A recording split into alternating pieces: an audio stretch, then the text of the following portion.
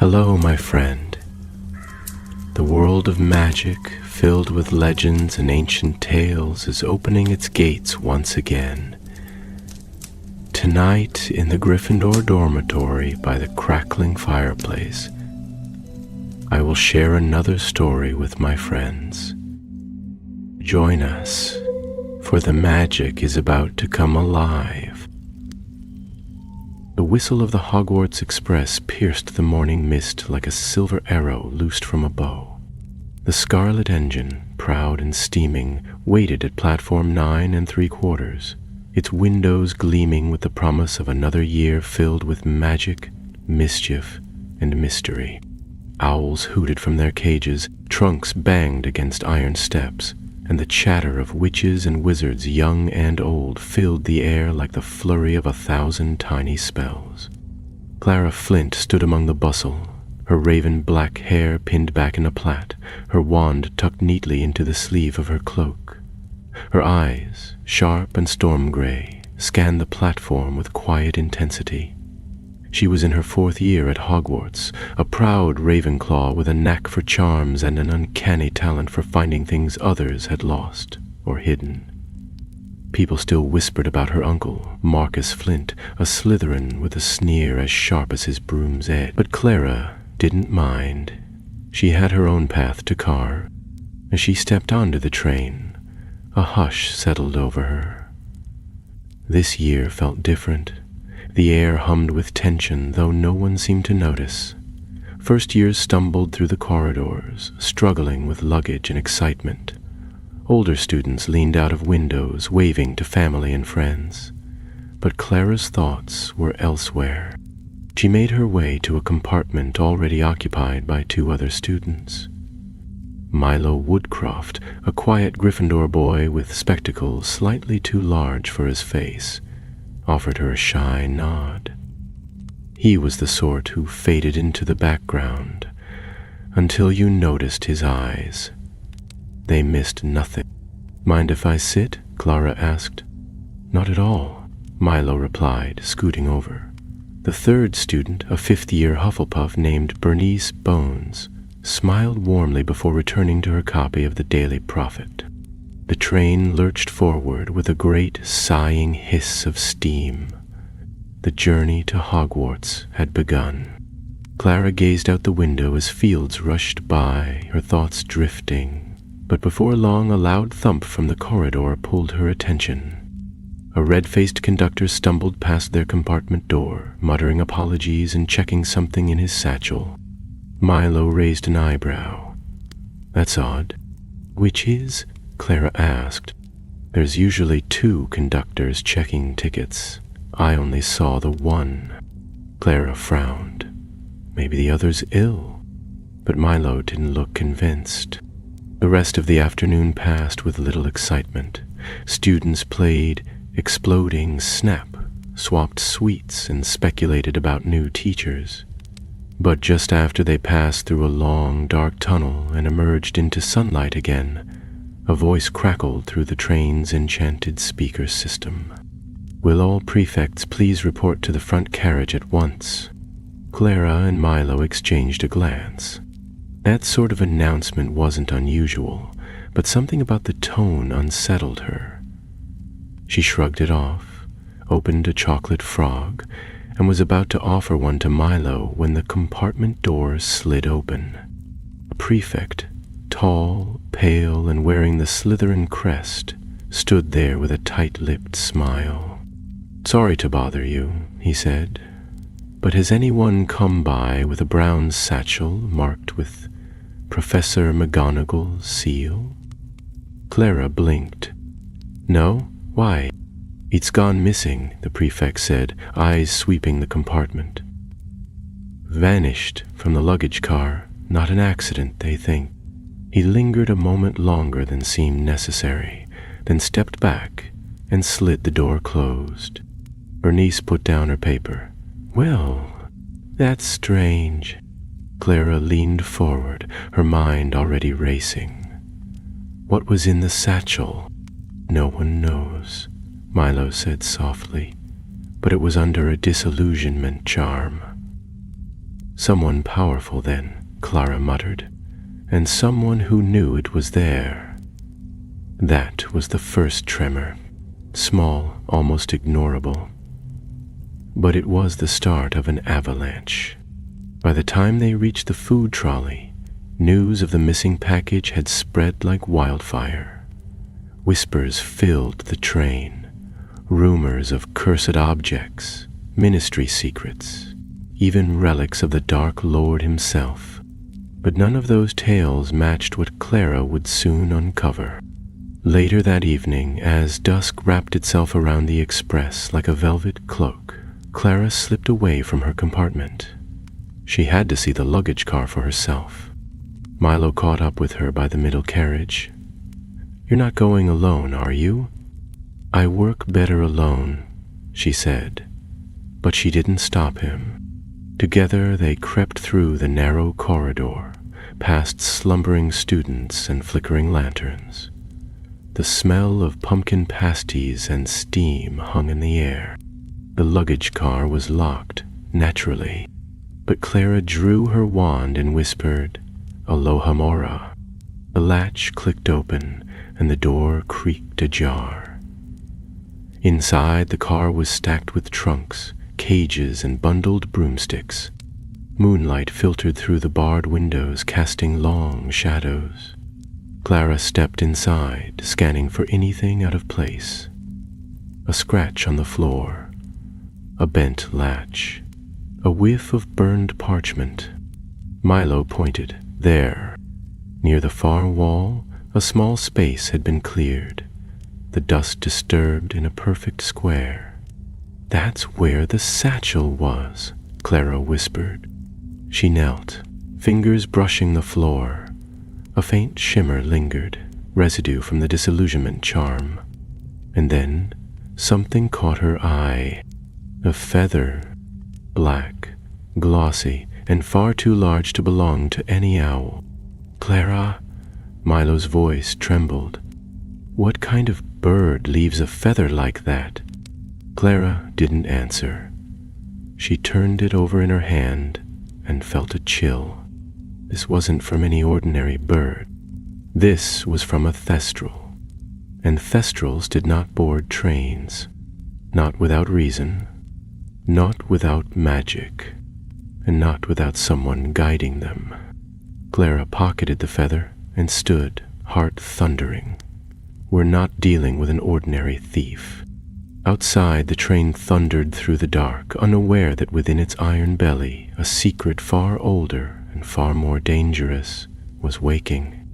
And someone, somewhere on board, wanted that secret for themselves, badly enough to betray anyone, even a friend, even family. Even Clara. The compartment was dim when Clara and Milo slipped back inside, the lanterns now casting a sleepy golden hue across the seats. Bernice was already dozing, her head resting against the pane, mouth slightly open, her newspaper drooping to the floor. Outside, the dark countryside flew past, trees like silent sentinels blurring against the glass. Clara slid the door shut and sat down slowly, the feather still clutched in her pocket. Milo settled opposite her, rubbing his arms as though he felt a chill despite the warmth. Neither of them spoke for a while. The sounds of the train, the rhythmic thrum of the wheels, the occasional whistle, seemed louder now, pressing in on the edges of their silence. At last, Clara leaned forward, her voice barely above a whisper. "Thestrals are drawn to death." Milo nodded slowly, removing his glasses and wiping them with the hem of his robe. "And they only appear to those who've seen it. You've..." Clara looked away, jaw tightening. "Yes, I have." He didn't ask more. Instead, he replaced his glasses and glanced toward the door. "It doesn't make sense, though. Thestrals aren't just wandering the countryside. Someone summoned it." Clara nodded. "To steal the satchel, or help someone get off the train with it." She retrieved the feather and held it between her fingers. watching it glint faintly in the lantern light. There was magic on it still, dark and cloying, like a memory that refused to be forgotten. Someone had guided the creature, perhaps even bonded with it. Milo leaned closer. Why would they use a thestral? Why not just sneak it off when we stop? Because they didn't want anyone to see, Clara murmured. Thestrals can fly, quietly, far from the train. If someone slipped it the satchel through one of those tiny windows in the luggage car, her words trailed off as the idea took shape in her mind. The thief had used the train's motion, the cover of dusk, and the anonymity of the car to execute the perfect heist. Unless, of course, they hadn't left the train at all. Clara's heart gave a quiet thud. If the thief was still on board, hiding in plain sight, they'd have to be clever, but more than that, they'd have to be someone the staff didn't suspect. A student, perhaps, or even a prefect. Milo seemed to be thinking along the same lines. Do you think it could be a student? Someone who knew what was in the satchel? No student should have known, Clara replied, but maybe someone overheard something, or was told, or forced. Clara looked up sharply. What do you mean? He lowered his voice. I mean, maybe they didn't want to steal it. Maybe they had to. It was a chilling thought, and one Clara didn't want to dwell on. The wizarding world was no stranger to dark bargains, and Hogwarts had seen its share of betrayal. The train gave a sudden lurch as it turned a bend, and Bernice stirred, mumbling in her sleep. Clara tucked the feather away and stood. We need to find out who had access to the luggage car. Someone must have opened it. The prefects, Milo said at once. They get keys. Clara nodded. Then we start with them. The rest of the journey passed in a blur of half-slept hours and whispered conversations. Students began to stir as the lights brightened and the announcement rang through the train. We will shortly be arriving at Hogsmeade Station. Please ensure all belongings are gathered and that pets are secure. Clara and Milo joined the flood of students stepping out onto the platform, the chill of the Scottish air a sharp contrast to the warmth of the train.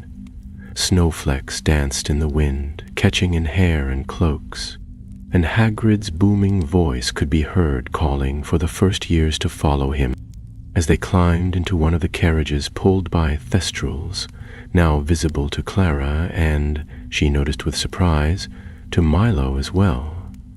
She felt the feather in her pocket grow heavy. They were close, she could feel it.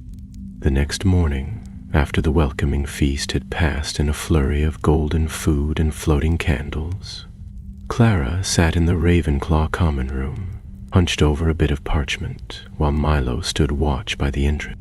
She was drafting a list. Students who had reason to be near the luggage car, those who had vanished briefly from their compartments, those with the knowledge or motive to use a thestral. One name kept surfacing again and again. Gareth Selwyn, Slytherin prefect.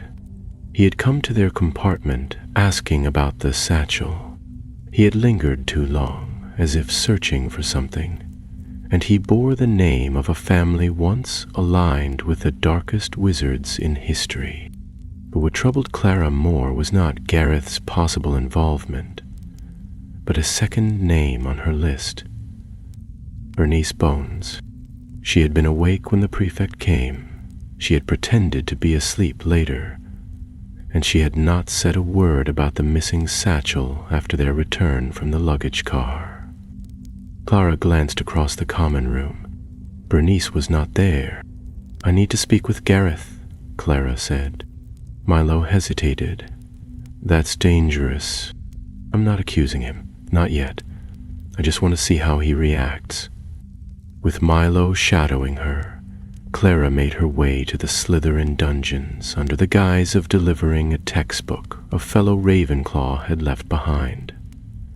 The serpentine corridor twisted in silence, and green torchlight bathed the walls in an eerie glow. When they found Gareth, he was standing beside a group of prefects, discussing patrol rotations. Clara approached calmly. "Excuse me, Gareth? Could I have a word?" He raised an eyebrow, clearly surprised. "Clara Flint, isn't it? What brings you down to the dungeons?" "Question about that satchel you asked us about on the train." Gareth's expression didn't change, but the others fell silent. Clara noted the way his fingers tensed slightly on the strap of his bag. "I was asked to look for it," he said smoothly. "Professor Vector was with the headmistress when it was reported missing. Nothing to do with me." "Of course," Clara said lightly. "Only, we found evidence. Someone used a thestral to steal it." That got his attention. His eyes flicked to Milo, then back to Clara. "It's quite the accusation." "No accusation," Clara replied. "Just an observation." He studied her a moment longer. "Well, if I see a thestral carrying a satchel, I'll let you know." With that, he turned and walked away. Milo leaned in as they stepped back into the corridor. "He knows something." Clara nodded. "He's hiding it, but he's not the thief. He's too calm." She stopped suddenly. "What is it?" Milo asked. Clara slowly pulled her hand from her pocket. The feather was gone. Her heart plummeted. Someone had taken it right out of her robes, and only a handful of people had been close enough to do so. Bernice, Gareth, one of the prefects, or someone much closer. The hunt had truly begun. That night, the corridors of Hogwarts slumbered under a veil of silence, disturbed only by the occasional creak of old stone or the distant hoot of an owl beyond the high towers.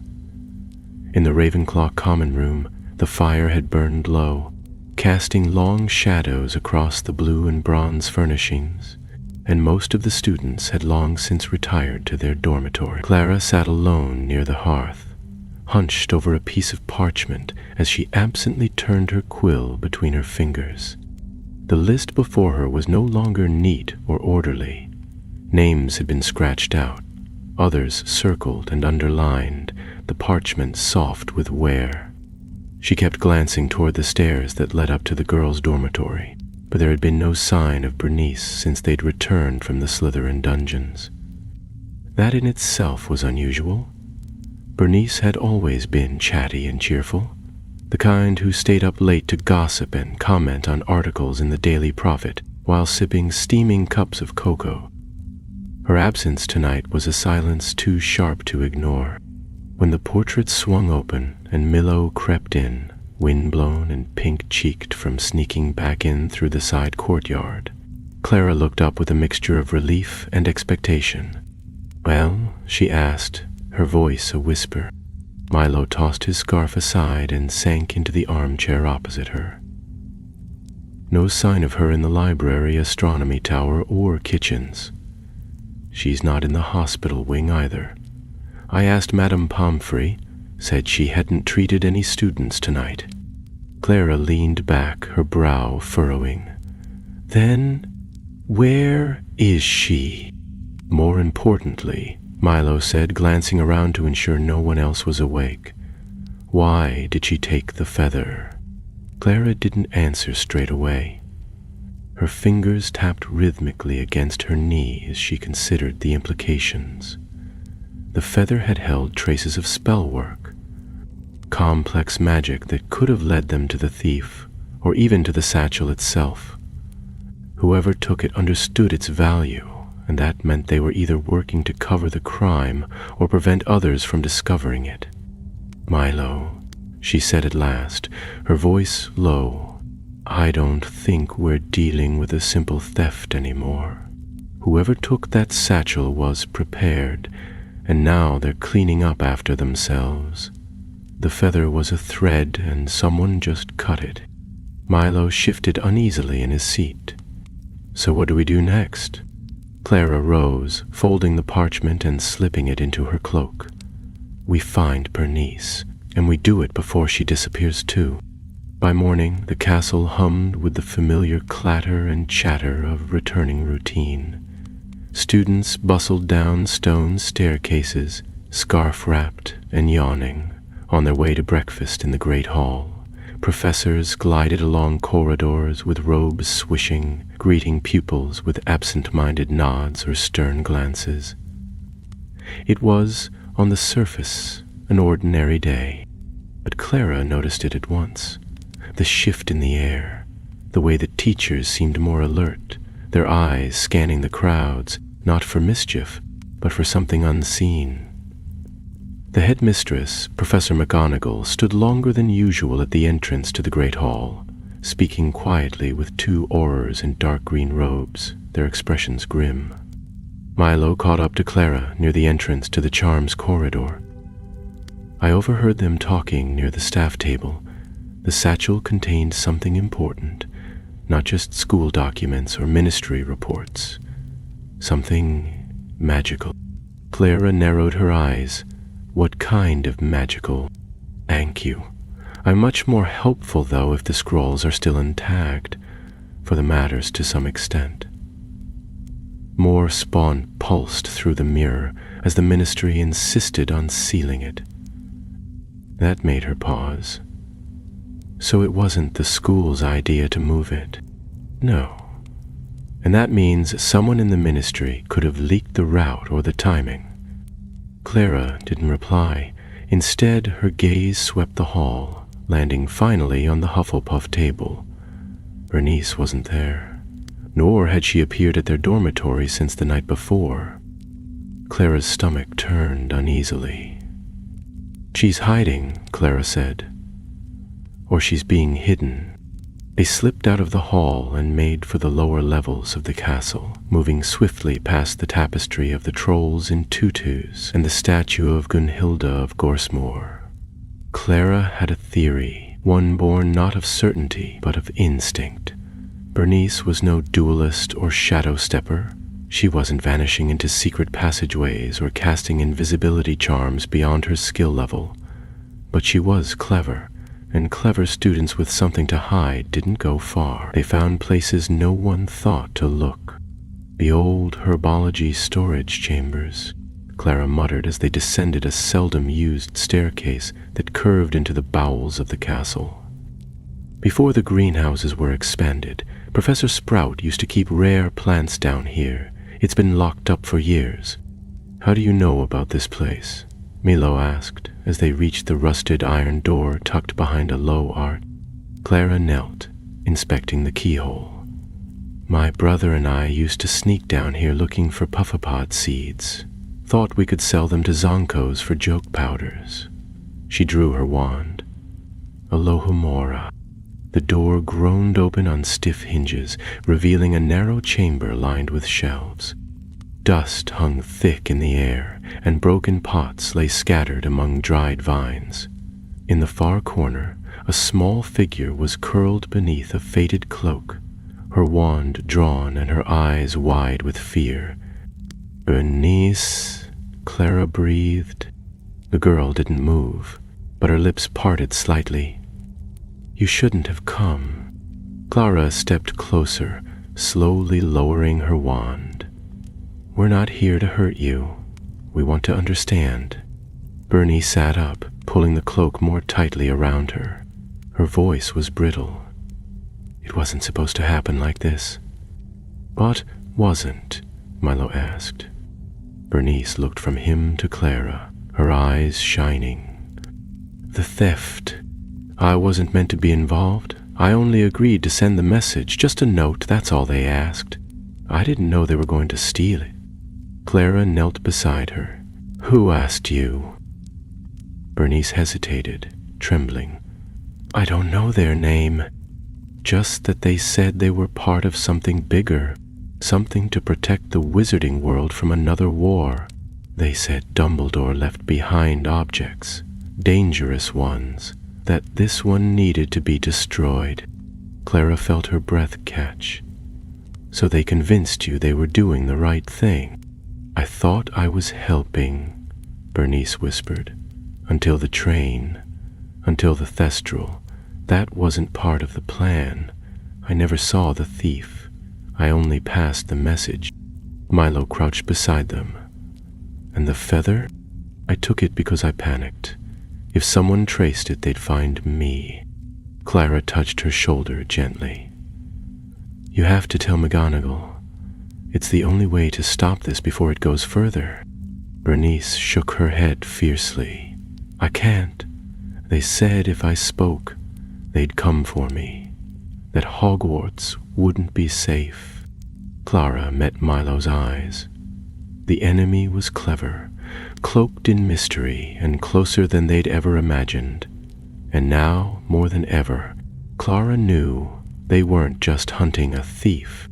They were walking into a war that had never truly ended. It was well past curfew by the time Clara, Milo, and Bernice slipped back into the castle's main corridors. The flickering torches lit their path with a wavering light, and every creak of the ancient stone beneath their feet sounded too loud in the silence of the night. Clara's thoughts ran fast as they made their way toward the headmistress's tower, the pieces of the puzzle finally beginning to take shape, though the corners were still missing, and the center was dark with secrets. Bernice walked between them, eyes darting at every shadow. She had tucked her wand back into her sleeve, but Clara could tell her nerves were brittle as eggshell. Her story had changed everything. If someone truly believed they were doing Dumbledore's work by stealing and destroying magical artifacts, then the satchel's contents were no simple academic curiosity. They were powerful, and perhaps even cursed.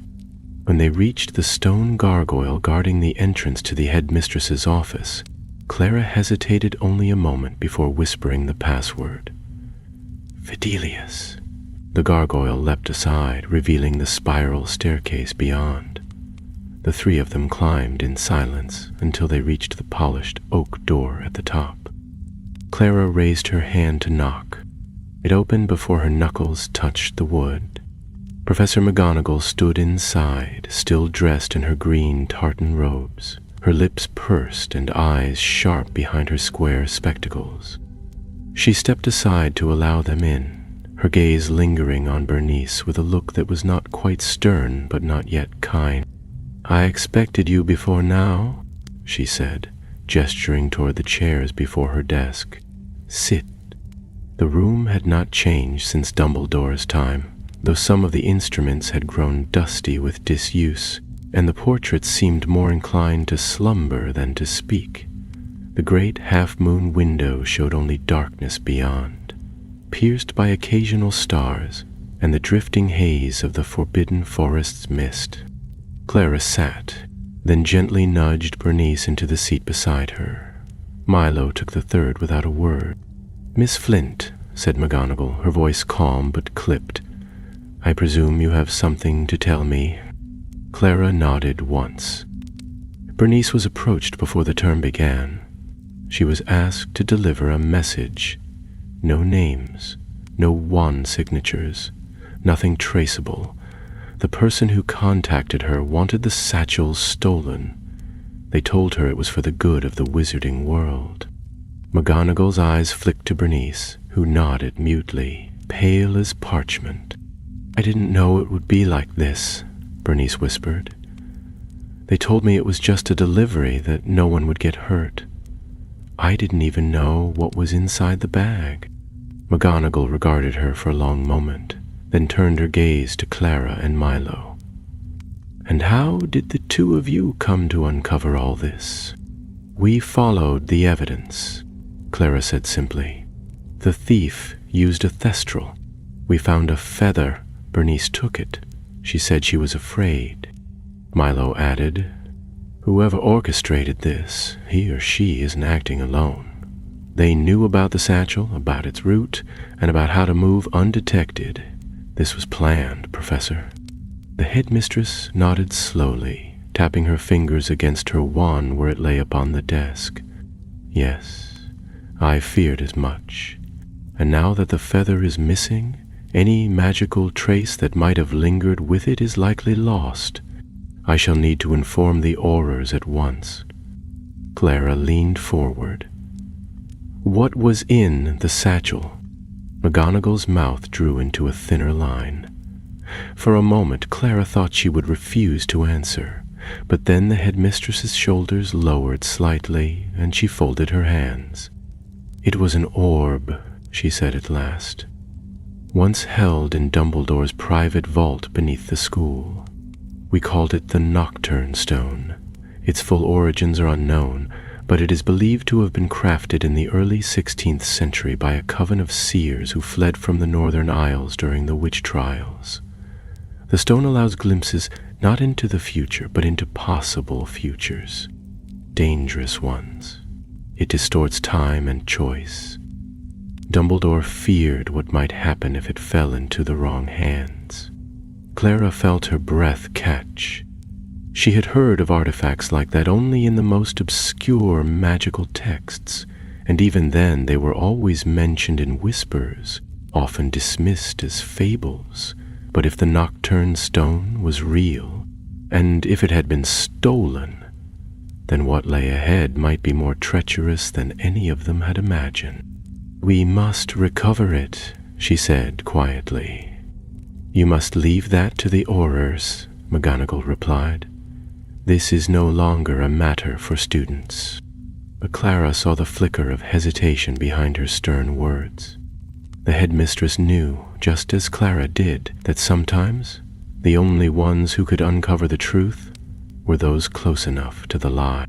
They were dismissed soon after, Bernice sent under escort to the Hufflepuff head of house for protection. Clara and Milo returned to Ravenclaw Tower in silence, each turning over the headmistress's words in their mind. They climbed the spiral staircase past the riddle door, answered its question with barely a thought, and slipped into the sleeping common room. That night, Clara lay awake in her four-poster bed, listening to the wind howl outside the enchanted windows. The Nocturne Stone, a relic of fate and possibility, taken by a thief who believed themselves a savior. And somewhere, someone was already looking into the futures it revealed.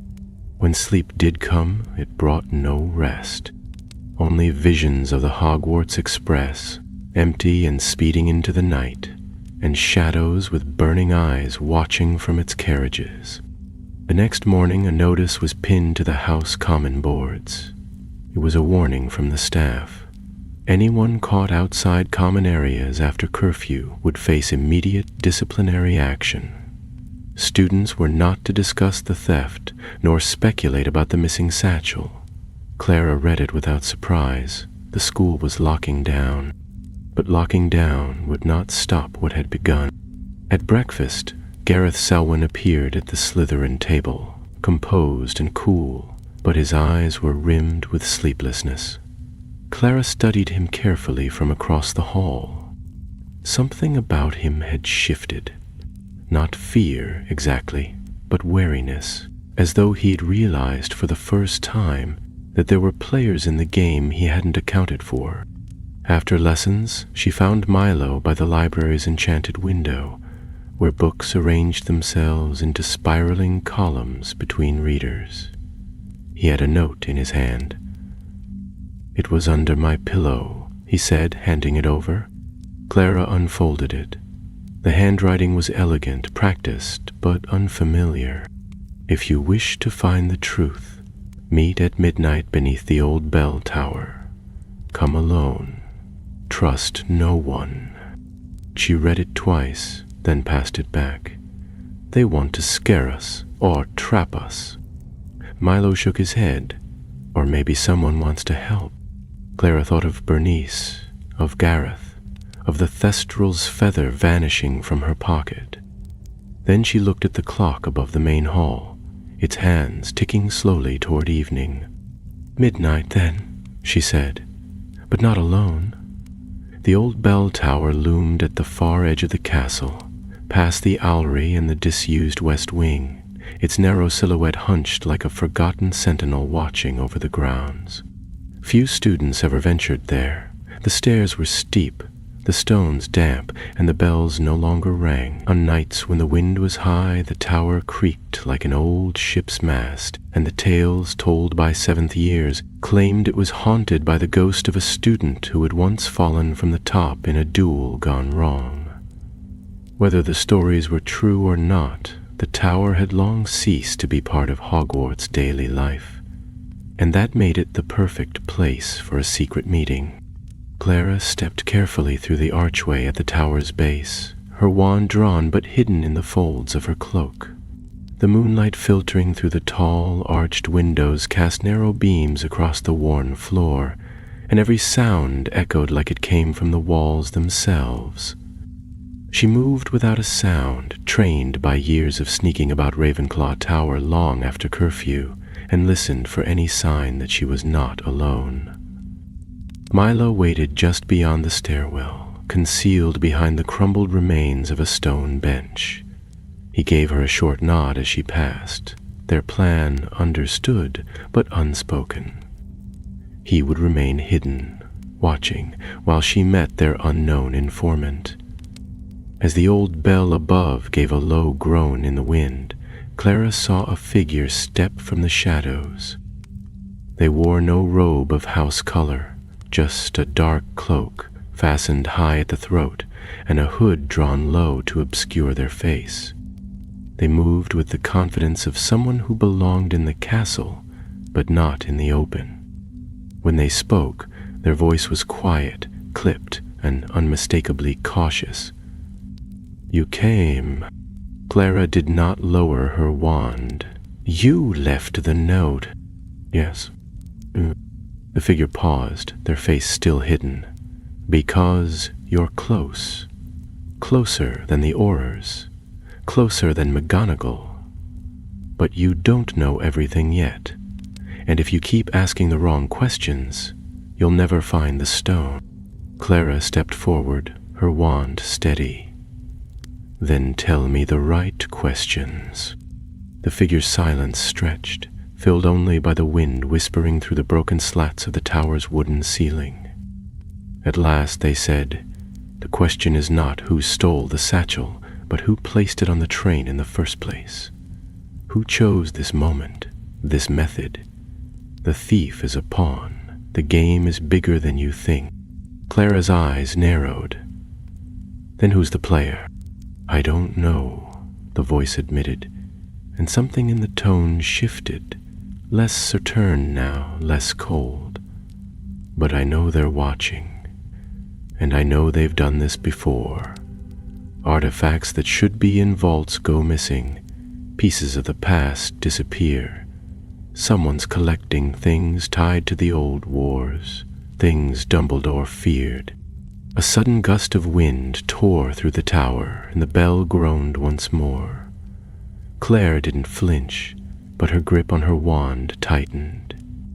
"If you're trying to help," she said slowly, "then tell me your name." The hooded figure hesitated. "I can't, not yet. But I'll give you this. Look into the records of the Department of Mysteries. Ask yourself why the Nocturne Stone was never destroyed, even when the Ministry had the chance. Ask why it was sealed, not shattered.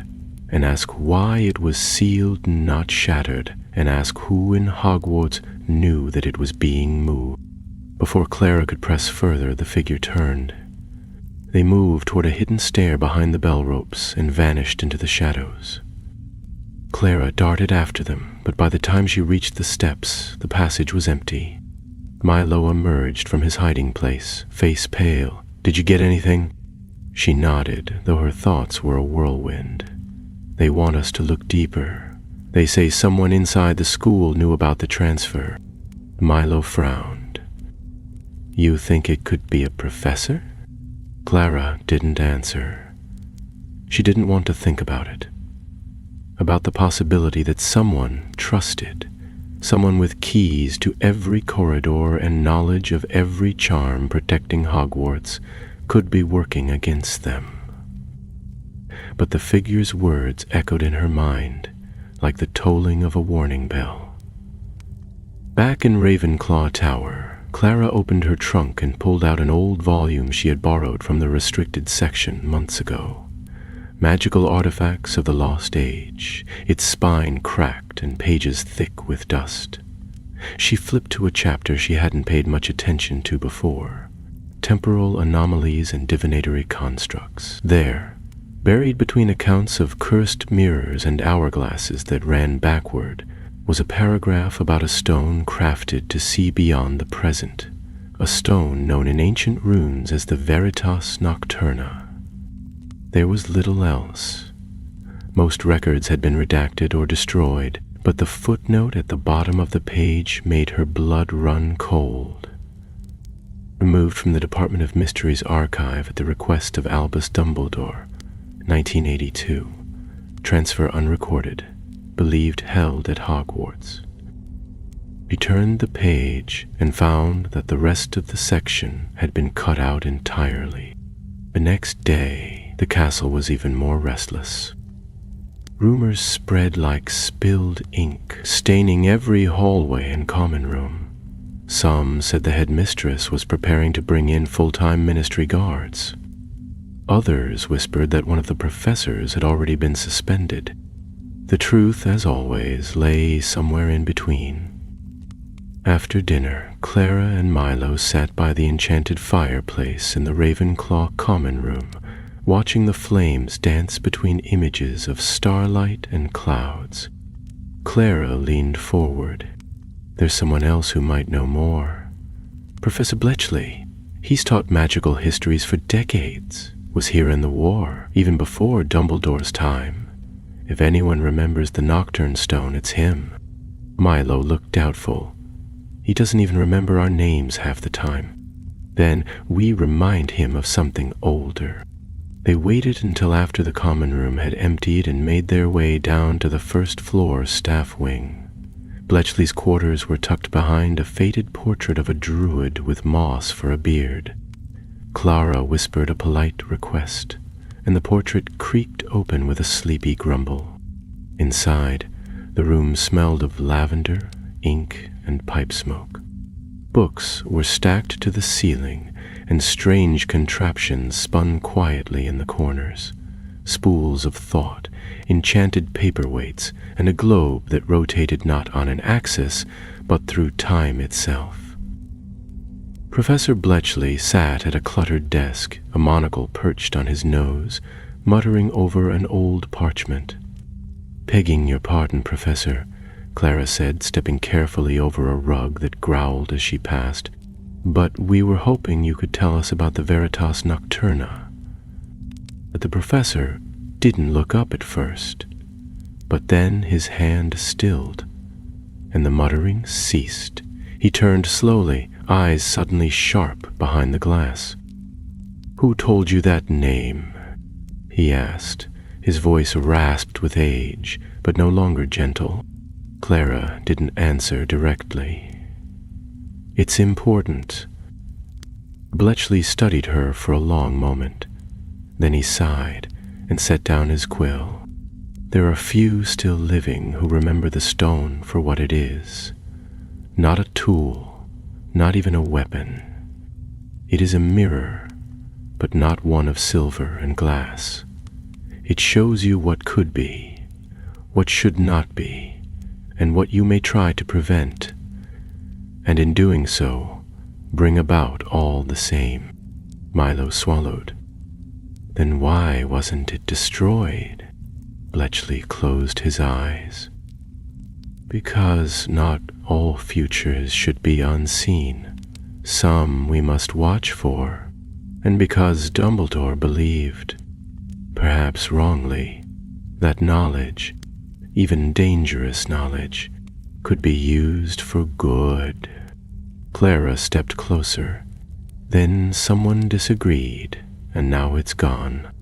The professor's expression grew grave. Then the future itself may already be shifting.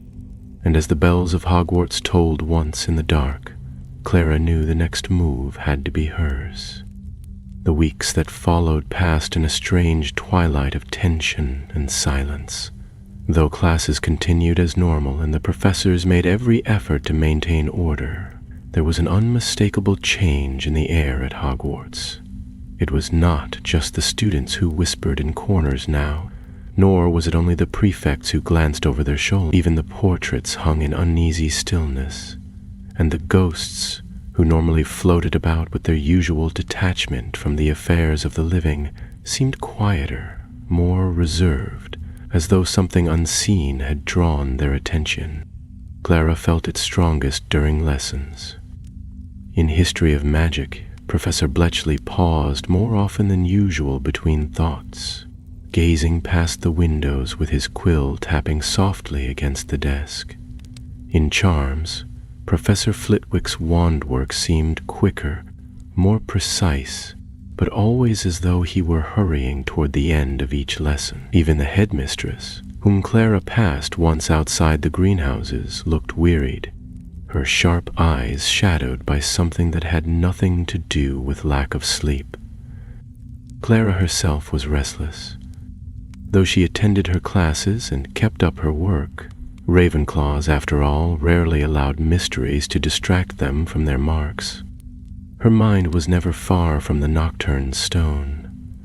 Each night she returned to her parchment-strewn desk beneath the arched window of her dormitory and worked through the list she had begun. Bernice had been cleared of wrongdoing, at least publicly, and had been allowed to resume her studies, though she no longer sat near Clara in the common room. Gareth Selwyn continued to act as though nothing had changed, but she caught him watching her more often than before, especially when she spoke to Milo. The suspicion was mutual. Gareth knew more than he let on, and Clara could feel it in her bones. It was one evening, as a late winter storm rattled the windows and the scent of chimney smoke drifted down from the towers, that a new clue came to her. She had been in the library with Milo, working through volumes of old Hogwarts correspondence, when she came across a name scribbled in the margin of a book on magical containment. It was half faded and likely missed by Madame Pince, but it was unmistakable. R. Selwyn, see Correspondence D, 1996. Clara turned to Milo with wide eyes. Gareth's father? He was a ministry official during the war. Milo leaned in. Do you think he had access to the Nocturne Stone? Or knowledge of it, Clara replied. And if Gareth's involved, maybe it didn't start with him. Maybe he's continuing something his family began. They wasted no time. Under cover of darkness and with the aid of a disillusionment charm, a trick Clara had learned from her older brother, who'd used it mostly to sneak into the kitchens, they crept into the restricted section. It was no easy task, for Madame Pince had become ever more vigilant, and the charms protecting the shelves had grown stronger of late, as though the books themselves knew secrets were stirring.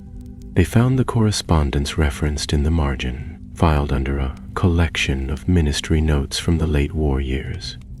Most were dull memos filled with bureaucratic jargon and dated warnings about suspected dark artifacts. But one letter caught Clara's eye. It was brief, unsigned, and addressed to a senior unspeakable. The boy cannot be trusted with the stone, even if it remains hidden at Hogwarts. There are too many who remember where Dumbledore kept it. Suggest its removal be postponed until the ward is restored. I am told Selwyn's heir may be positioned to assist when the time is right. Clara read it twice. Then again, Milo whispered, Heir, that has to be Gareth. Which means this was planned years ago. Someone's been waiting for the right moment, for the train to carry the stone, for the protections to weaken. Milo nodded slowly. And it's more than theft. This was about claiming a legacy. The following day, Clara took her suspicions directly to Professor Bletchley, who listened without interruption and, for once, without the meandering tangents that usually plagued his conversations. When she showed him the letter, his face became unreadable, but his voice, when he finally spoke, was grim. There were many during the war who thought Dumbledore's restraint a mistake, that knowledge should be used, wielded, not locked away. The Selwyn family, they were among the old bloodlines who believed themselves stewards of that power. If Gareth was groomed for this, then we are facing more than a student's ambition. We are facing a blood oath, a promise made long ago, passed from father to son. Clarence shuddered, though she felt the coldness in the pit of her stomach deepen. What do we do? Professor Bletchley regarded her with solemn eyes. We find where they've taken the stone, before it is used. But there was no map to follow, no clear trail. Whoever had taken the stone had vanished cleanly from the train, no trace, no witnesses. The Thestral had disappeared into the Scottish skies, and no spell could track it once it crossed into the wild. That was when Milo remembered something. There was an owl the night before we left for Hogwarts, he said. Delivered to Gareth in the Slytherin common room. I saw it. No one else got post that night, but he did. And the owl wasn't ordinary. It was huge, black, not one of the schools. I thought nothing of it. Clara's eyes lit with sudden understanding. That owl might have carried instructions, or even coordinates. And if it's his family's owl, it might return to them. They devised a plan that evening. It was risky, but time was slipping through their fingers like sand in a broken hourglass. While Gareth attended potions, Clara and Milo crept down to the owlery. It was one of the oldest towers at Hogwarts, its walls open to the wind, the floors thick with straw and feathers. Dozens of owls roosted there, hooting softly as the students entered. It took them several minutes to find the one they were looking for. A large black owl with gold-flecked eyes, perched high near the rafters. Clara approached carefully, holding out a bit of dried mouse meat as an offering. The owl tilted its head, considering her, then swept down with a soft rush of wings to land on the railing. Tied to its leg was a scrap of parchment.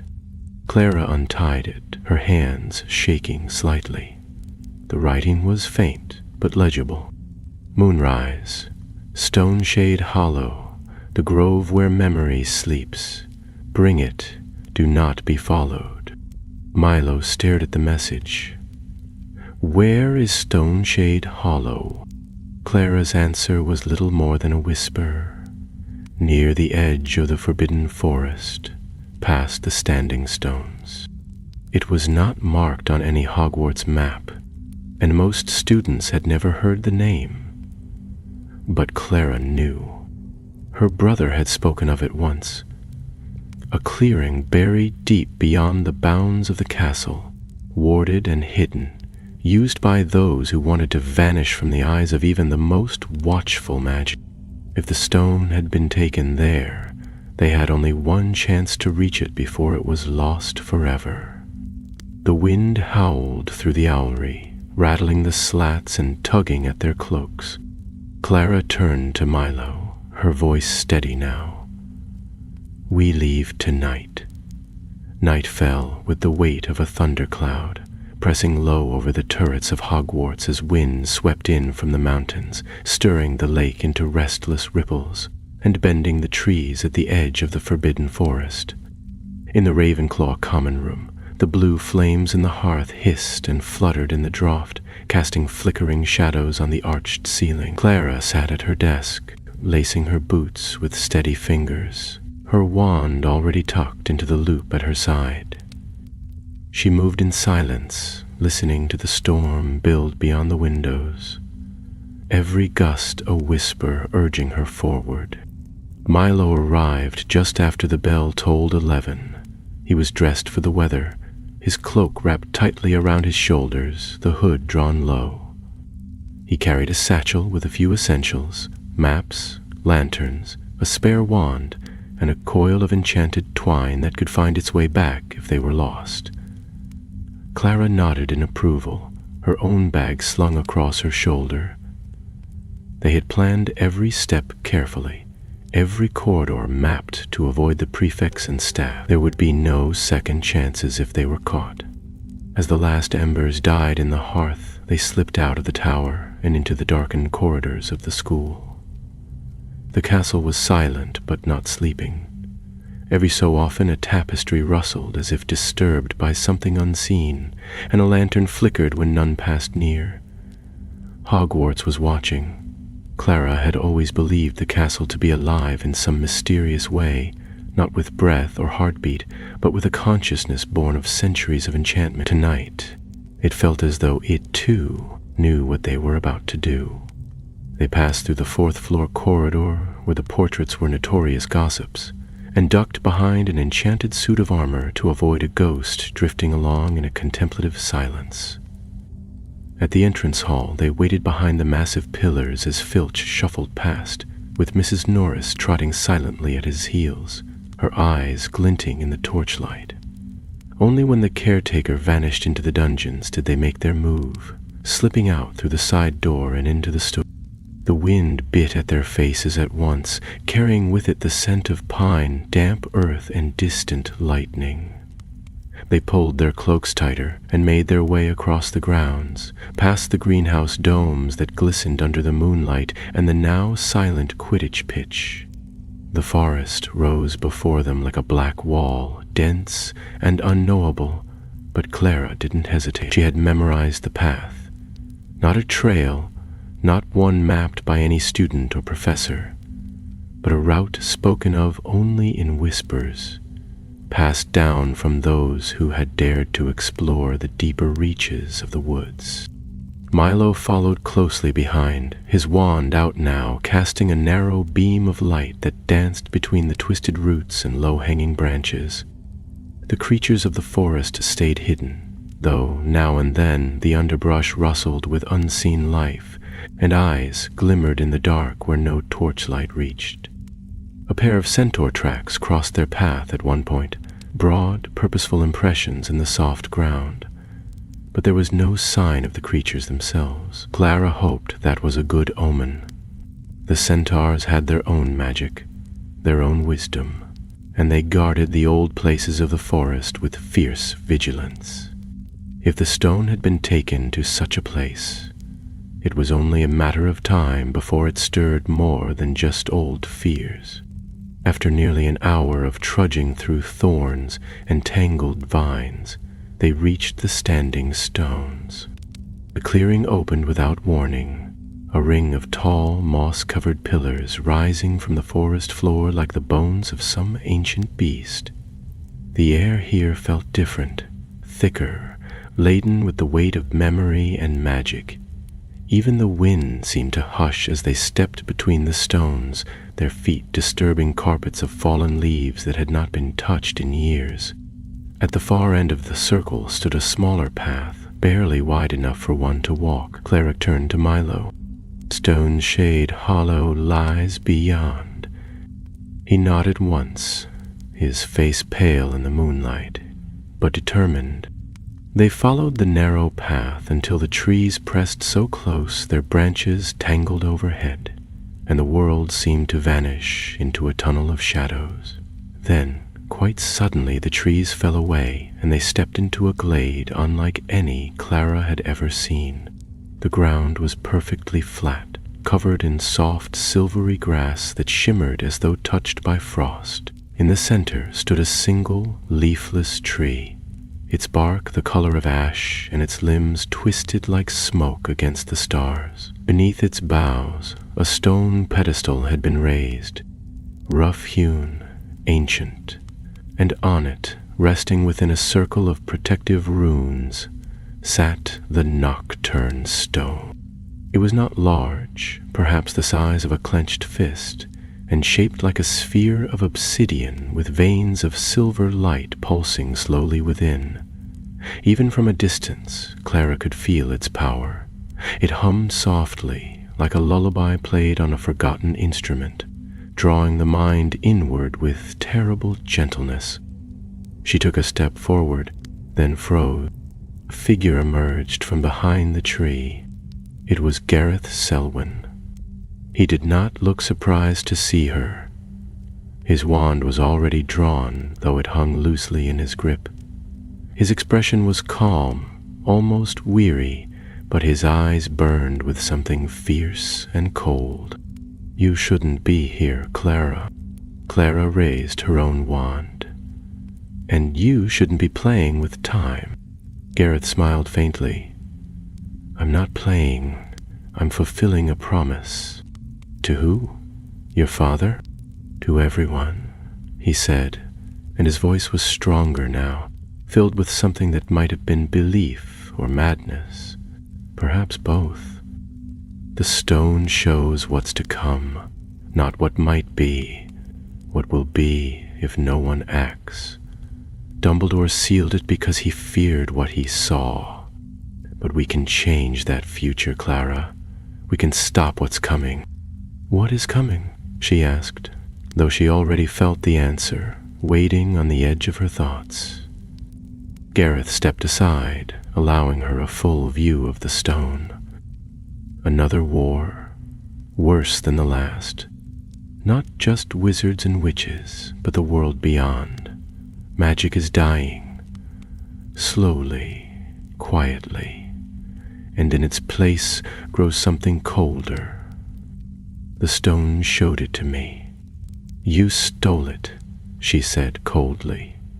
"And now you want to use it to rewrite the future? To save it." Milo stepped up beside Clara, wand steady. "What if you make it worse? What if trying to stop it is what causes it?" Gareth's face twisted. "Then so be it. But I'll not stand by while our world crumbles." Clara stared at him, at the boy she had shared classes with for years, who had seemed nothing more than a clever, brooding Slytherin with a penchant for silence. Now he looked like a prophet carved from granite. "You're not alone, are you?" she asked. Gareth hesitated, and then, from the trees, shadows moved. Clara turned just in time to see 3 figures emerge, hooded, masked, wands drawn. Their movements were smooth, practiced, and they bore no house colors, no names. But the way they flanked Gareth, the way they stood between the stone and the students, told her all she needed to know. Gareth hadn't just stolen the stone. He had brought an army. Clara's pulse thundered in her ears, loud as the wind hissing through the branches overhead. The 3 masked figures stood in absolute stillness, their presence like iron nails driven into the earth, unyielding, silent, and menacing. Behind them, the nocturne stone pulsed faintly upon its pedestal, the silver light within it flickering like a heartbeat, steady and deliberate. The clearing, once eerie in its silence, now crackled with invisible tension. Even the forest seemed to hold its breath. Milo shifted slightly beside her, his wand gripped tight in his hand, though his voice, when he spoke, was measured. "You brought them into Hogwarts grounds. You let them pass the wards." "I didn't let them in," Gareth replied, his tone quiet but certain. "They were always here." Clara narrowed her eyes. "You're lying." But Gareth didn't flinch. His gaze remained steady, almost sorrowful. "The stone showed me their faces long before we met. These aren't Death Eaters, Clara. They're not servants of darkness. They're seers, visionaries, keepers of the last truth. They've spent years preparing to guide magic away from destruction." "And you believe them?" Clara said, disbelief creeping into her voice. "You trust these strangers over your classmates? Over the school that raised you?" "I believe in what I've seen," Gareth said. "The stone doesn't lie. It showed me London crumbling beneath invisible spells, entire lines of magic erased from existence. It showed me the Ministry falling, Hogwarts abandoned, its walls cracked by silence. We don't have decades, we have years, maybe less, unless we act now." Clara stepped forward, her wand unwavering. "And what exactly is your plan? To change the course of time by hurling hexes in a forgotten grove? That's not salvation, Gareth. That's hubris." One of the masked figures stirred then, stepping to Gareth's side with the smooth grace of a duelist. Their voice, when they spoke, was quiet and distorted by magic. "She knows too much." "She's not the enemy," Gareth replied, "but even so..." He raised his wand. Clara didn't wait for a signal. With a flick of her wrist, she sent a silent, stunning spell toward the nearest figure, who deflected it effortlessly, sending the beam of red light careening off into the grass. Milo moved with her, casting a blinding hex that flared across the grove like lightning, throwing the clearing into confusion. The duel erupted in seconds. Spells crashed through the glade, striking bark and stone with bursts of color and sound. One masked figure sent a chain of fire hurtling toward Clara, who rolled aside and answered with a blast of concussive force that sent her opponents stumbling back into the roots of the ash tree. Milo darted between two of them, sending up protective barriers, his movements precise and swift despite the uneven ground. Clara had never seen him duel this fiercely. He moved like someone who'd trained in secret, who'd studied more than just incantations. "Get to the stone," Clara cried. But before she could move, Gareth was in front of her. Their wands clashed with a crack of raw power, and for a moment she saw the boy she'd once studied beside, his robes ink-stained, his answers sharp, his voice always just below the others. But now his expression was grim, and there was a desperation in his spells that chilled her. He wasn't trying to disarm her, he was trying to stop her, permanently. Clara ducked a curse and lashed out with a gust of wind that knocked Gareth from his footing. She didn't pause. She darted around him, weaving past a falling branch and into the center of the grove. The knock-turned stone glowed brighter as she neared, its pulse quickening in rhythm with her own. She could feel its pull, not like temptation, but like gravity, as though time itself had bent inward, and she stood now at the center of a storm not yet formed. "Clara!" Milo's voice rang out, and she saw him fall under a blast of yellow light, shield raised just in time to keep from crumpling entirely. One of the masked attackers turned toward her, wand raised, but Clara had reached the pedestal. She didn't think. She reached out and grabbed the stone. The world changed. Sound vanished. Light bent. The grove disappeared in a rush of color and sensation, and she was somewhere else. Somewhen else. She stood in the entrance hall of Hogwarts, though it was cracked and silent. Dust lay thick upon the floor, and the banners of the 4 houses hung in tatters.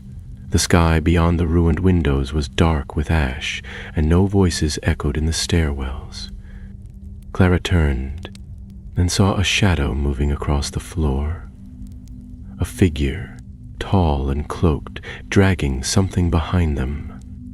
A wand burned in their hand like a fallen star. She reached out instinctively and was snapped back to the present with such force that she staggered, the stone nearly tumbling from her grasp. She was back in the grove, back among the storm and fire and spell work. The figures had faltered. Gareth stared at her in open alarm. "What did you see?" he demanded. Clara didn't answer. She backed away from the pedestal, her wand raised and the stone clutched in her hand. "I saw what's coming, and you're not the one who stops it." The masked attackers moved toward her, but Milo had recovered. He cast a wide, arcing hex that exploded with light and sent one of the figures flying backward. The other 2 turned toward him, but Clara used the moment to act.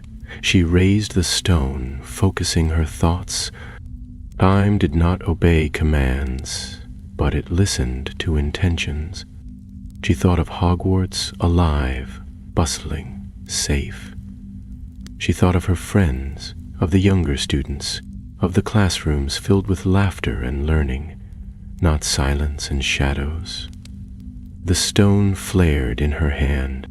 A wave of energy burst outward, pushing the attackers back, throwing Gareth to the ground and cracking the pedestal in half. The tree behind them groaned and split, branches shuddering as a pulse of time magic surged through the glade. The masked figures vanished in an instant, apparating with sharp cracks. Only Gareth remained, dazed and prone, his wand lost in the grass. Clara approached slowly, the stone dimming now, flickering like a candle nearly snuffed. "Turn me aloof, and let your soul come out." "You don't understand," he rapped. "No," Clara said, her voice steady. "You're not." She turned to Milo, who limped toward her, robe scorched and face smudged with ash. He looked at her, then at the stone. "You broke the spell." "I think I broke something," she murmured.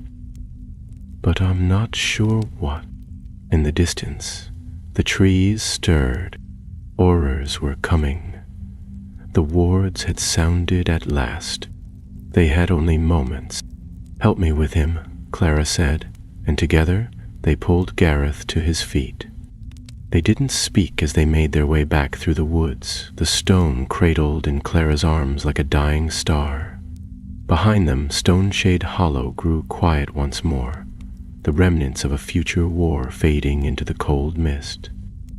By the time the forest thinned and the spires of Hogwarts rose once more into view, the sky had begun to pale with the first uncertain grays of dawn. The path through the trees had grown darker, strangely hushed, as though the earth itself waited to see whether the two students would emerge from the shadows they had stirred. Clara moved with purpose, though her limbs ached and her thoughts remained clouded by the residue of the stone's magic. She held it wrapped now in a length of dragonhide cloth, her fingers numb beneath the layers, the light within the orb dim and slow, like a heartbeat slipping into sleep.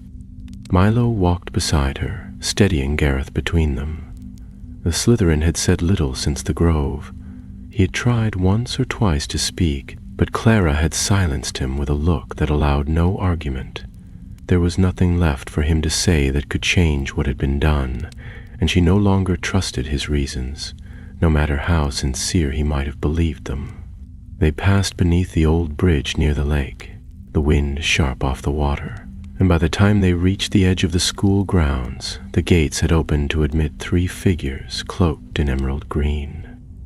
Aurors, wands drawn, their faces tense with purpose. They did not call out, but moved quickly to meet them. One of the Aurors, a broad-shouldered witch with silver threaded through her dark hair, stepped forward and held out her hand. "Miss Flint," she said curtly, "the headmistress is waiting." "You have it?" Clara unwrapped the cloth slowly, revealing the stone nestled in her palm. The Auror studied it without touching, her lips pressed into a grim line. Then she nodded and stepped aside, motioning for the others to escort Gareth. "Eve came willingly," Milo said, his voice hoarse but firm. "He'll still answer for his actions," the Auror replied, "willing or not." They were led through the main doors and up to the headmistress's office without ceremony. The castle had begun to wake. Students stirred in the common rooms, house elves bustled through the kitchens, and the first owls of morning flapped from the owlery, casting shadows across the courtyard. But within the office, time felt frozen. Professor McGonagall stood behind her desk, her expression unreadable. And beside her stood 2 more Aurors, one of whom took the stone from Clara with a nod of thanks. As soon as the artifact left her hand, she felt a strange lightness, as though some invisible weight had been lifted from her chest, though the echo of its presence still throbbed behind her eye. "Sit," the headmistress said. They obeyed. Gareth, now pale and strangely quiet, was placed under guard near the window. McGonagall folded her hands before her and looked first to Clara, then to Milo. You have acted recklessly, against every rule we uphold. You disobeyed direct warnings and exposed yourselves to danger no student should face. You put this school at risk. She paused, letting the words hang heavily in the stillness. And in doing so, you prevented something far worse. Clara met her gaze. We didn't mean to. McGonagall held up a hand. No need to explain. You acted out of necessity, not pride. I see that clearly. But you must understand, Miss Flint, that what you touched, what you saw, is not something easily forgotten. The Nocturne Stone does not reveal futures lightly. There is a reason even Dumbledore feared it. Clara nodded slowly. I understand. I doubt you do, not yet. But you will. The headmistress turned to the Aurors. See that the stone is taken directly to the Department of Mysteries. Seal it. Double the guards. And the boy? Asked one of the Aurors, tilting his head toward Gareth. McGonagall's voice was firm. He will be questioned and watched. I do not believe he acted from malice, but the law does not turn a blind eye to well-intentioned chaos. They led Gareth away then, his footsteps echoing in the stairwell beyond. Clara watched him go, but felt no satisfaction. He had not truly been an enemy, not in the way dark wizards had been, not in the way she had expected. He had been used, perhaps not by the masked figures alone, but by an idea, a belief twisted slowly over years until it hardened into something dangerous. And that, she thought, was the most perilous kind of magic, not curses or hexes, but conviction without question. McGonagall dismissed the Aurors and turned back to the two students before her. You are both to remain within school bounds until further notice. No visits to Hogsmeade, no late-night wanderings, and I expect complete honesty should you recall anything else. Yes, headmistress, they answered together. And Miss Flint, McGonagall added more softly, you bear a name heavy with history, but today you've given it new meaning. Clara blinked. It was not praise.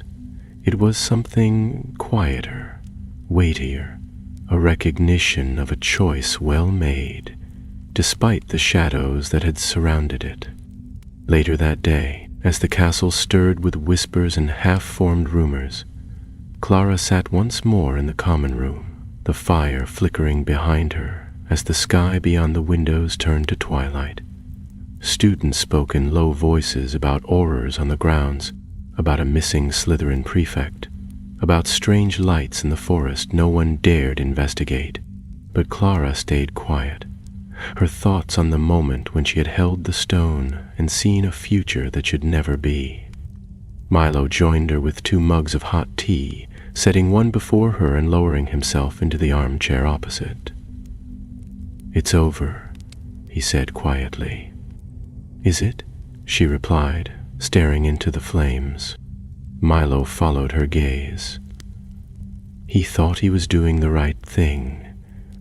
Was wrong. Sometimes, Milo said carefully, that's harder to see than any vision. They sat in silence after that, letting the fire speak in its soft crackles and the shadows play against the walls. Hogwarts, though older than memory, always healed itself in time. And so it would again. But in the silence between one heartbeat and the next, Clara knew this wasn't the end. It was only the end of the first story. The following days passed beneath a quiet cloud. Though no new announcements were made, and the great hall resumed its usual bustle of chatter, the school hummed with a strange hush, like the surface of a lake gone still just before a storm returns. Clara moved through the corridors with a sense of being both seen and unseen. She had not told anyone what had happened in Stoneshade Hollow, not even her closest friends in Ravenclaw. The rumors were enough. Gossip of Gareth Selwyn's removal, whispers of a forbidden object retrieved from the forbidden forest, tales of masked figures and mysterious spells. But the truth, she had learned, was far more dangerous when spoken aloud. She attended her lessons with diligence, though she found herself staring longer at the blackboard, her quill still in hand. The Nocturne Stone had shown her a future where Hogwarts had fallen to ruin. Not in fire, not by war, but by abandonment, by silence, by the slow retreat of magic itself. And the most unsettling part of that vision was not the wreckage or the cold. It was the emptiness. No battles, no final cry, just absence, like a song forgotten before its last note. Milo, for his part, returned to his usual quiet ways. He said little in class and even less in the common room, but Clara often caught him gazing out the windows, his expression unreadable. They met only in passing, exchanging quiet nods and brief glances. It was as though they both understood that their part in the story had shifted. They were no longer simply students. They had stepped beyond the walls of comfort and into something older, something vast and unseen. 1 week after the stone had been taken to the Department of Mysteries, Clara was summoned once more to the headmistress's office. She arrived to find Professor McGonagall standing by the window, hands clasped behind her back, eyes fixed on the snow-covered peaks that loomed far beyond the lake.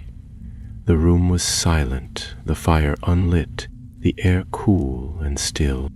"Miss Flint," the headmistress said without turning, "do you recall what the stone showed you?" Clara hesitated. The memory had faded at the edges, but the core remained sharp. "I saw the castle," she answered quietly. "Broken, empty, as though magic had gone." McGonagall nodded slowly. "I feared that might be the vision." Clara stepped closer. "What does it mean?" McGonagall said, turning at last to face her, "is the question that keeps the unspeakables awake at night. The stone reveals possibilities, not certainties, but sometimes the mere act of seeing is enough to set something in motion." Clara frowned. "Then is it safer to never look?" McGonagall's gaze was steady.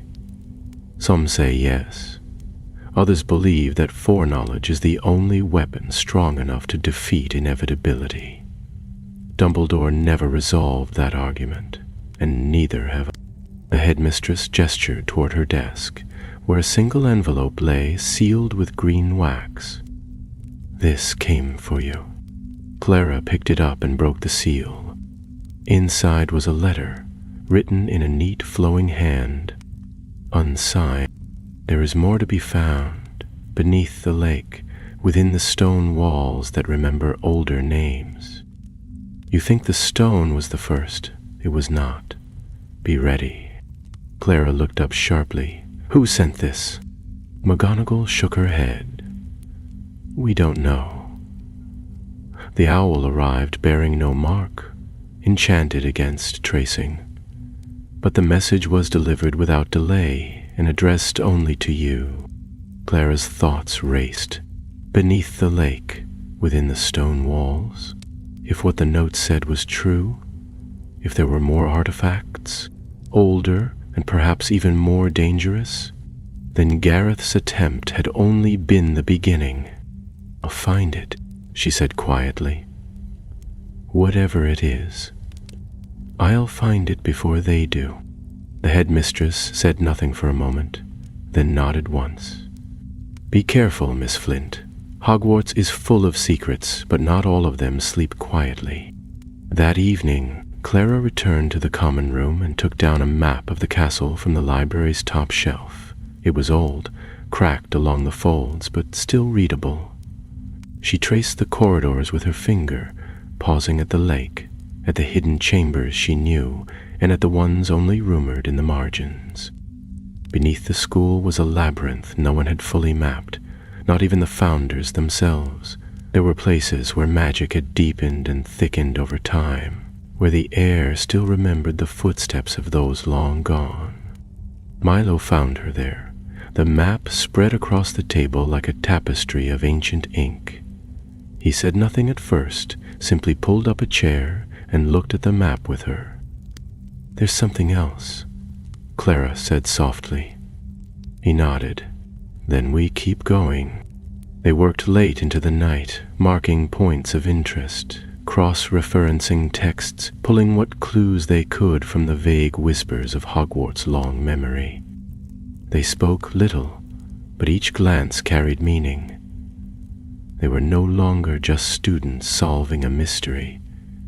They were scouts in a deeper war, one not yet declared. When the lanterns dimmed and the castle slipped once more into slumber, Clara stood at the window of her dormitory, the map folded in her hand, her eyes fixed on the lake far below. The moonlight glimmered on its still surface, hiding what lay beneath. Somewhere in the depths of stone and water, a secret waited, and Clara Flint would be the one to find it. Snow fell thick and silent upon the castle grounds, cloaking the stone courtyards and ivy-wrapped towers in a veil of pale quiet. Winter at Hogwarts had always brought a strange peace to the school, as though the very walls exhaled a long-held breath. The lake, black beneath its crust of ice, mirrored the gray skies and the wind-whipped trees of the forbidden forest. From the windows of Ravenclaw Tower, the world below looked calm, even ordinary. But Clara knew better now. She stood once again in the library, deep within the western annex, where the dust hung heavier and the books bore no gilded titles. A pair of enchanted lanterns floated above her, casting a pool of golden light upon the thick volume she had wrestled from the shelf. Architectural Histories of Hogwarts, Founding to the Fall of Grindelwald. The book was dry, written in the droning prose of some long-forgotten historian, but between its brittle pages were diagrams, sketches, and fragments of letters exchanged between the founders and their successors. Some of them made reference to a sealed chamber constructed after the initial founding of the castle, built not for storage nor for teaching, but for safeguarding certain magical anomalies discovered during the earliest enchantments laid across the land. Clara's fingers moved to the margin of one such sketch, where the faint outline of a spiral staircase vanished into blank space. The caption beneath it read only, "Substrata Locus, non-catalogued, construction overseen by Salazar Slytherin. Access barred following his departure." She leaned closer, heart quickening. If Slytherin had left behind more than just the fabled Chamber of Secrets, if he had constructed a second sanctum beneath the school, then whatever was hidden there had been long forgotten, or carefully erased from memory. Footsteps approached, soft and cautious. Clara looked up to find Milo entering the aisle, his breath fogging slightly in the cold air of the annex. He carried a parchment scroll under one arm and a steaming mug in his other hand, which he handed to her without a word. She accepted it gratefully, warming her fingers against the ceramic. "I found a mention of something strange in the old herbology journals," he said, unrolling the scroll across the desk.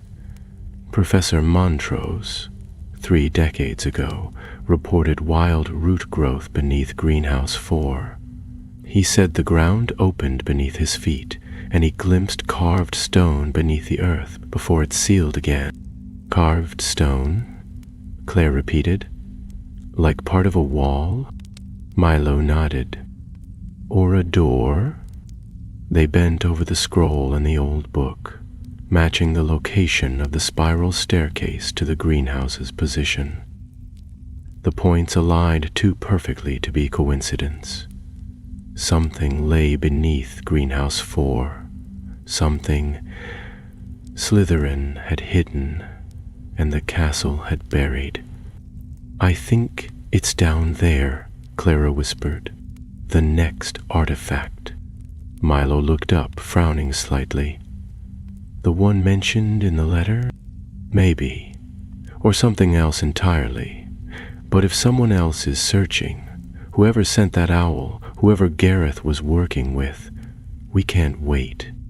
The next evening, they made their way to the greenhouses beneath cover of night, the snow crunching softly beneath their boots. The moon rode low in the sky, a sliver of silver behind thin clouds, and the path from the castle to the greenhouses was lit only by the faint glow of wand light. They reached Greenhouse 4, its glass panes rimed with frost, the interior dark save for the faint glimmer of glow shrooms in one corner. Clara unlocked the door with a muttered spell and stepped inside, her breath misting before her. The scent of earth and wet leaves filled her nose, and the air was warmer than expected. Milo followed, closing the door behind them, and together they crossed to the corner where the roots of a giant Aliatsi plant spread out in tangled clumps across the floor. Clara drew her wand and swept it in a broad arc above the soil, murmuring a revealing charm. At first, nothing happened. Then the ground shivered. The roots retracted with sudden speed, curling back like fingers, and the soil fell away to reveal a perfect circle of stone, etched with ancient runes, its surface polished smooth despite the centuries. At its center was an emblem Clara recognized at once, a serpent coiled around an hourglass. "A sigil of Salazar Slytherin," she breathed. "And time magic." Milo knelt beside the seal, brushing away a clump of frost. "There's no handle." "It's not meant to open by force," Clara said. "It needs a key. Or a command." She knelt opposite him, drawing the silver pendant she wore from beneath her robes. It had once belonged to her grandmother, though she had never known the true origin of it. Carved into its surface was a rune she now recognized as ancient Parseltongue script. She held it over the seal and whispered the word it marked. "Vocari." The seal shimmered, then cracked along its edge. With a deep rumble, the stone circle descended, revealing a narrow staircase spiraling down into darkness. Clara cast a light from her wand and looked at Milo. "Ready?" He took a breath. "You know, when I imagined sneaking into forbidden dungeons beneath a cursed greenhouse, I didn't think I'd be this calm." Clara smiled faintly. "Then stay close." They descended into the depths, each step echoing faintly. The air grew colder, heavier, until even the walls seemed to hum with quiet power. The staircase ended in a small chamber carved from black stone, the floor inscribed with swirling patterns that pulsed faintly beneath their feet. In the center of the room stood a pedestal, and atop it lay an object wrapped in cloth. Clara approached slowly. As she unwrapped the fabric, a low vibration filled the chamber, as though some great heartbeat had been awakened. Beneath the cloth was a disk of obsidian, etched with a spiral of golden runes, each one shifting and turning as though alive. The runes circled inward toward a single word engraved in the center. "Recordar." "Is it another stone?" Milo asked. Clara shook her head. "Not a stone, a memory dial. They were used by ancient seers to record visions, fragments of possible futures, seen and preserved. This isn't an artifact for seeing forward. It's for hearing what was once seen." Milo stared at it. "Do you think it's still active?" Clara didn't answer. She placed her fingers gently on the dial and turned it once. The room went still, and then a voice echoed from the runes, old and brittle, like parchment that had learned to speak. This is the second. The keeper must never learn the third. The future bends too easily to the will of fear. Guard what remains, and if it is found, let it be by one who remembers not power, but choice. The runes dimmed. The voice faded. Clara stood in silence, her hand still upon the dial, the echoes of the message burning in her ears. This was no artifact of idle prophecy. It was part of something greater, something hidden across time and memory, guarded not by curses or beasts, but by the fragile weight of forgotten knowledge. She looked to Milo. "Is a third." He nodded, eyes wide, "and someone doesn't want it found." Clara rapped the dial and lifted it from the pedestal. As they turned to climb the stairs back into the winter night, she knew this was no longer a search for stolen relics. It was a journey into the memories the wizarding world had tried to bury. The days that followed brought no peace. Though the dial had been concealed once more within the folds of Clara's enchanted satchel, layered with silencing charms and wards to confuse even the most persistent detection spell, she could feel its presence at all times, like the tick of an invisible clock marking hours that did not yet exist. Its weight was not physical, but something stranger, heavier, the burden of knowledge half-spoken, the pressure of prophecy not meant for her ears. Every night she found herself dreaming of the voice etched in the runes, of its words echoing in the dark. "Let it be by one who remembers not power but choice." Clara had repeated that line to herself a dozen times, and still it rang with mystery. She knew now that there had once been 3 artifacts, 3 instruments of seers who had walked a thinner line between fate and freedom than most dared imagine. The Nocturne Stone, the Memory Dial, and one more hidden still. Somewhere, someone was searching for it, perhaps already drawing near. She and Milo had returned to the greenhouse the following night, and sealed the chamber again with stronger enchantments. Though it was clear the dial had not been disturbed in centuries, neither of them wished to take chances. The castle was old, but its secrets had a way of waking all at once. As the snow melted and the first hints of spring unfurled across the grounds, Hogwarts began to stir with its usual rhythm.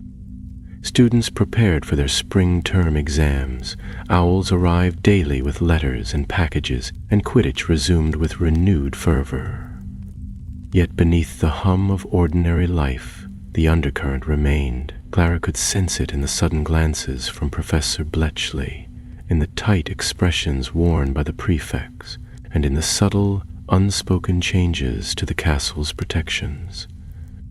Extra wards along the corridors, charms she recognized as detection fields, humming faintly near the entrances to certain towers. One afternoon, as golden sunlight streamed through the tall windows of the library, Clara sat hunched over a map of magical Britain, her notes scattered across the table. She had traced every location known to be linked with ancient divination magic, temples long fallen, towers broken by time, enchanted circles hidden deep in the wilderness. There were too many places to hide a third artifact, too many paths that could twist away from truth. She was still poring over the ink-smudged text when Milo arrived. He carried a slip of parchment, its seal unmarked, its edges curled. He placed it gently before her. "I found this slipped under my pillow, just like before." Clara opened it carefully. The handwriting was the same, though this time the script was shakier, hurried. "The third waits where stars were buried, beneath the tower that remembers every name. Do not delay, they are coming for it." She read it twice, then looked up sharply. "Beneath the tower that remembers every name. That has to mean the astronomy tower." Milo frowned. "But there's nothing beneath it. It ends in the stone platform." There's no lower chamber." "There used to be," Clara said, her mind racing. "In the old texts, there was once a scrying room beneath the astronomy tower, used before the stars were mapped with magic. It was sealed after the Goblin riots, for fear it would be misused." Milo blinked. "Sealed how?" "A charm that binds itself to the stars themselves," she said slowly, remembering the passage from Bletchley's notes. "It only opens when the sky above mirrors the sky that sealed it." Milo's brow furrowed. "Then how do we find that moment?" "We ask someone who remembers," Clara replied, rising swiftly. They went at once to the portrait hall, where centuries of Hogwarts headmasters and mistresses dozed in their frames. Some roused with difficulty, others muttered irritably, but it was Phineas Nigellus Black who answered her call, his dark eyes narrowing beneath heavy lids. "A scrying room," he repeated, tapping a bony finger against his armrest. "I remember it well. A foolish chamber, full of foolish enchantments. It was locked in 1782 on the night of the blood eclipse. The sky turned crimson and they sealed the room, fearing dark omens. It has not been opened since." Clara's mind surged forward. "Then we wait for the blood eclipse." Phineas scoffed. "You'll wait a long time. They occur only once every 400 years. She turned to Milo. "Unless we bring the sky to us." That night, they climbed the tower with borrowed lenses from the astronomy classroom and an old device long buried in the room of requirement, a Starfield charmcaster, once used for training young seers. They mounted it beneath the ancient arch of the observatory and aligned it to the night sky, setting the spell to mirror the pattern of the blood eclipse, using records copied from the restricted archive. The charmcaster pulsed softly with light, casting a red glow across the floor, and as they waited, the runes embedded in the stone beneath their feet flickered to life, one by one.